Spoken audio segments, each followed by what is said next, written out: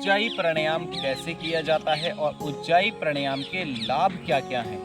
आज की वीडियो में हम जानेंगे कि उज्जाई प्राणायाम को करने से कौन कौन से लाभ आप ले सकते हैं अगर आप उज्जाई प्राणायाम को सही तरीके से करते हैं। तो आएंगे अभ्यास के लिए। अगर आप चैनल पर नए हैं तो सब्सक्राइब जरूर करें।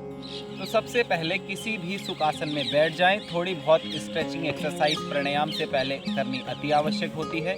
जब आप एक्सरसाइज कर लेते हैं तब आपने क्या करना है, किसी भी सुख आसन में बैठ जाएं। कमर गर्दन को सीधा रखते हुए दोनों हाथों को घुटने पर रखें, ज्ञान मुद्रा या चिन्ह मुद्रा बनाकर।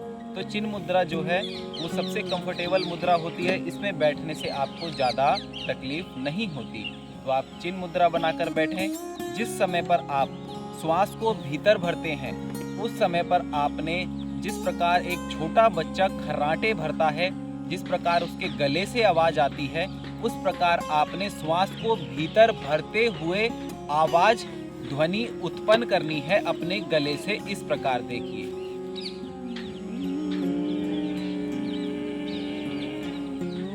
और श्वास को भीतर रोक लेना है और फिर धीरे से नाक से बाहर छोड़ा और फिर से श्वास को भीतर भरा।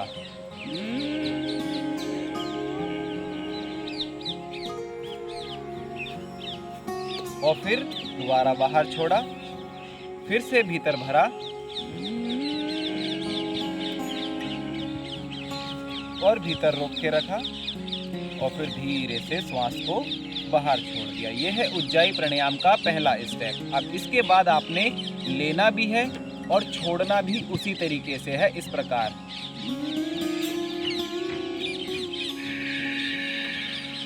लेनी भी उसी तरीके से है और छोड़नी भी है कुछ इस प्रकार भरें और छोड़ते हुए भी ध्वनि उत्पन्न करें। फिर लेते हुए